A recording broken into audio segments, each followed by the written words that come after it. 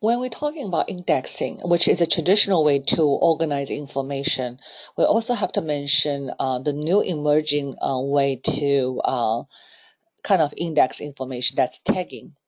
And I think some of you probably have already learned this from the information organization class 511.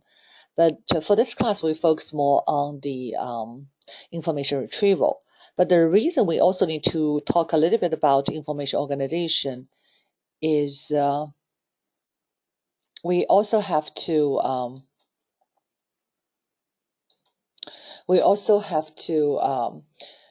deal with the information organization as well. As I always said, information organization and information retrieval are two sides of a coin.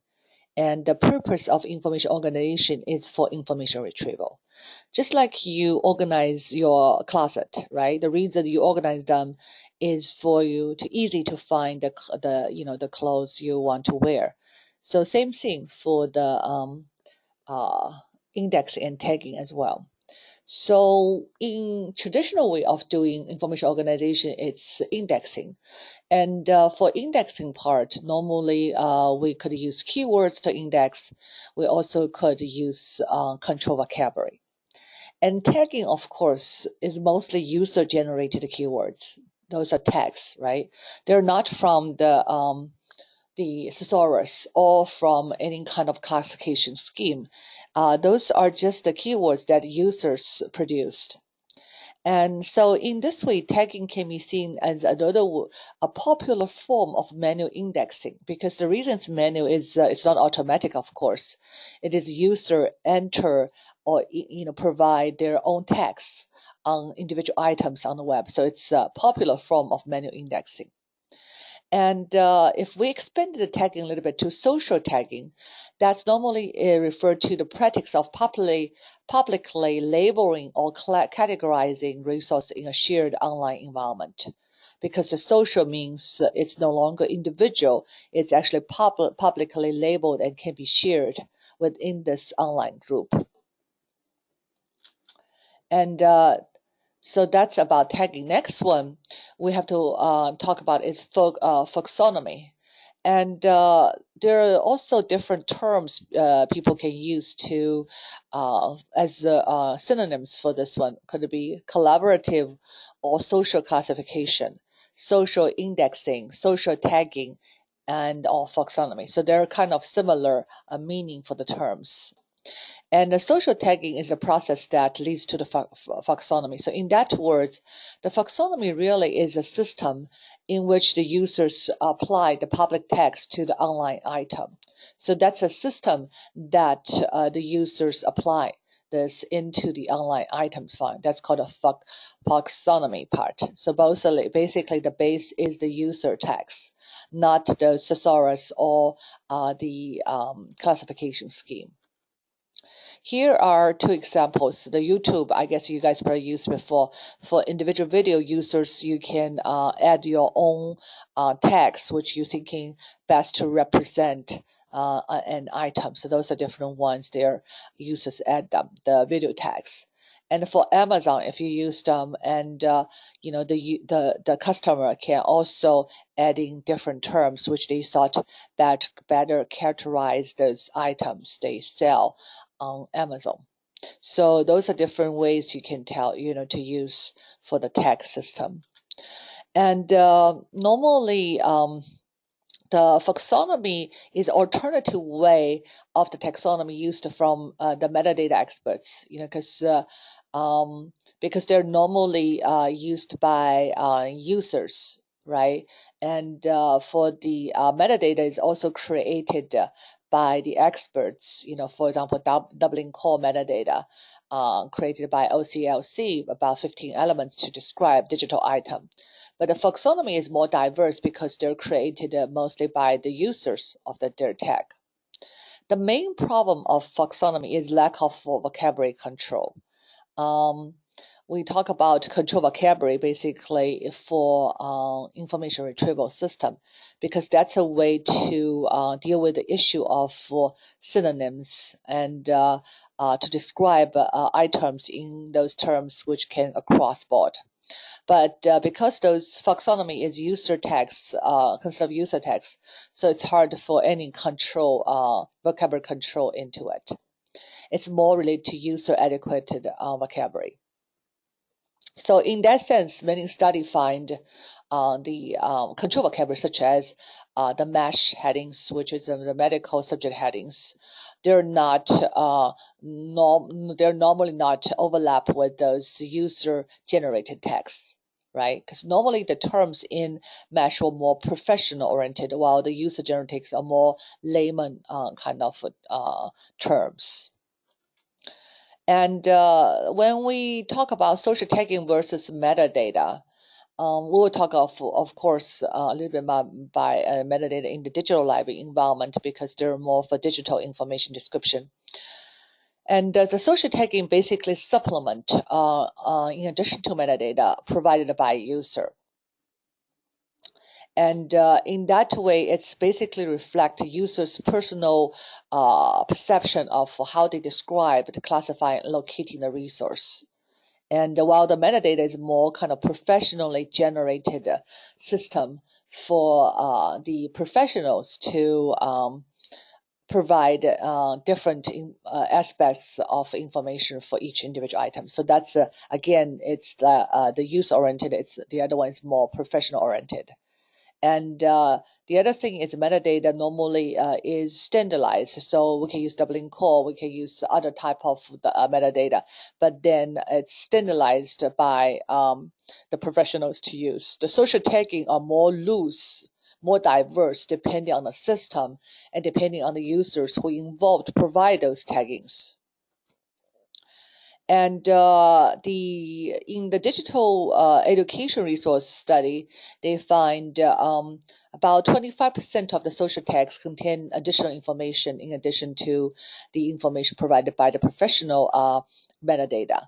And 26% actually provide those unnecessary information.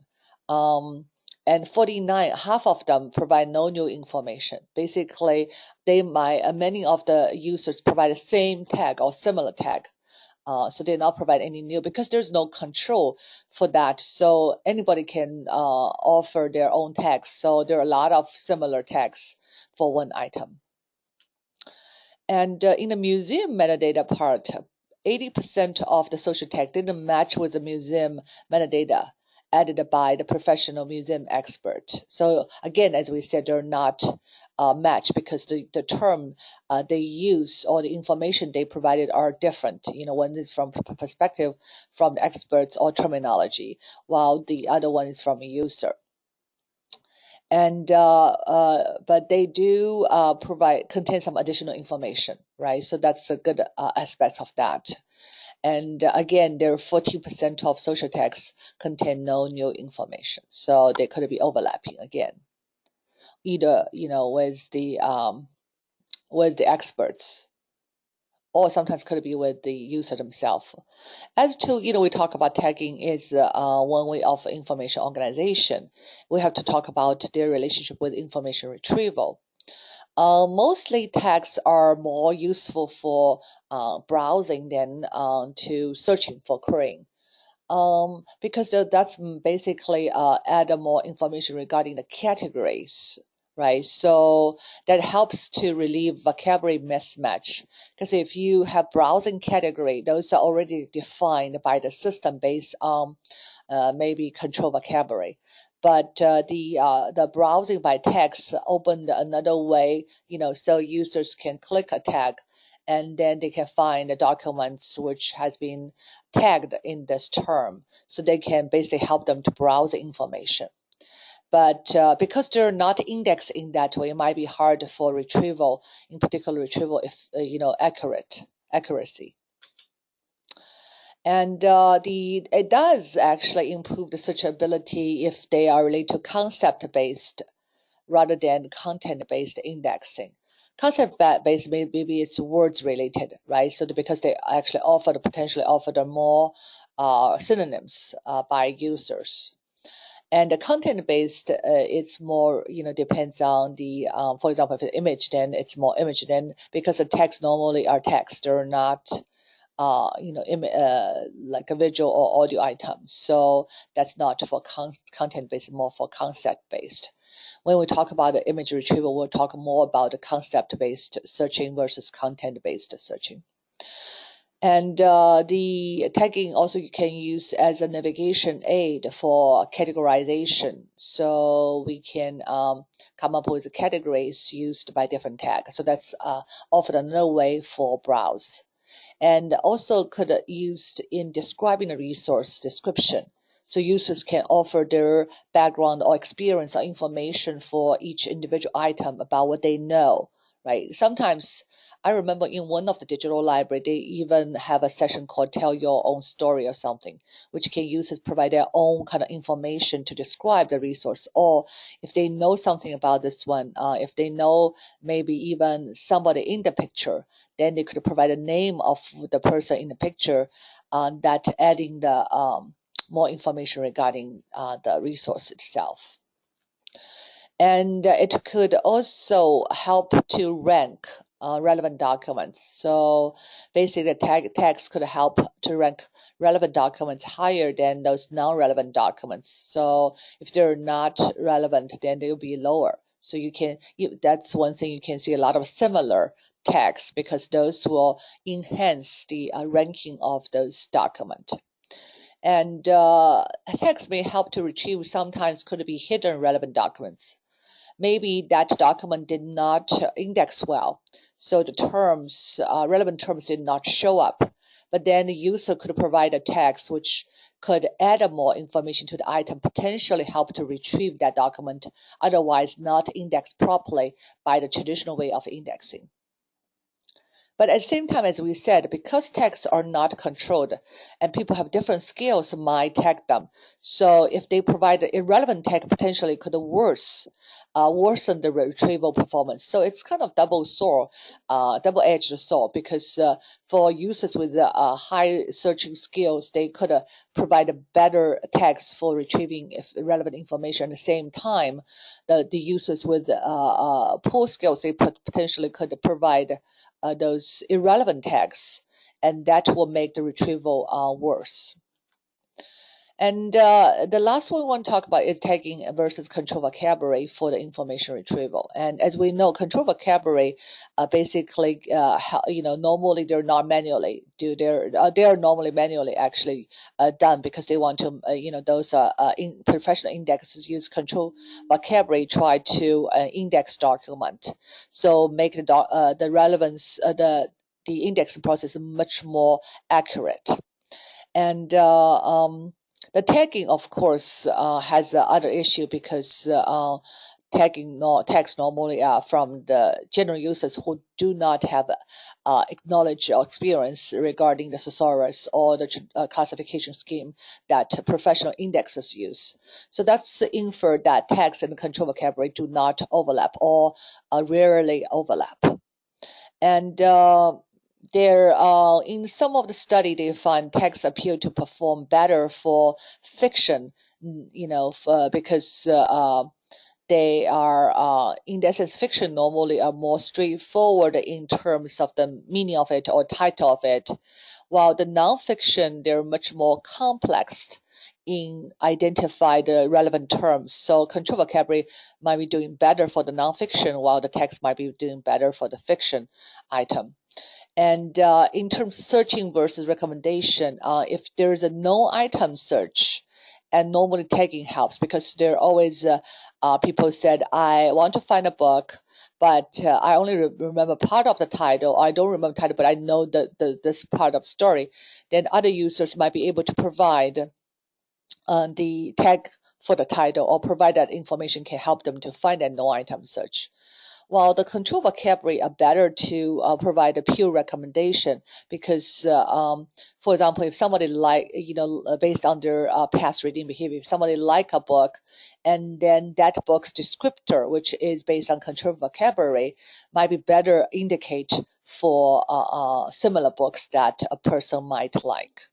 So there still could be a lot of study needs to be done in terms of finding the benefits or the problems or disadvantages of tagging versus control vocabulary for information retrieval. I think both of them has its own benefits. At the same time, they have their disadvantage as well. So it depends on what type of materials we try to look at them. Whether they're more structured versus non-structured, versus they're more user popular versus scholarly oriented, so to decide whether text might be better than control vocabulary or the other way around.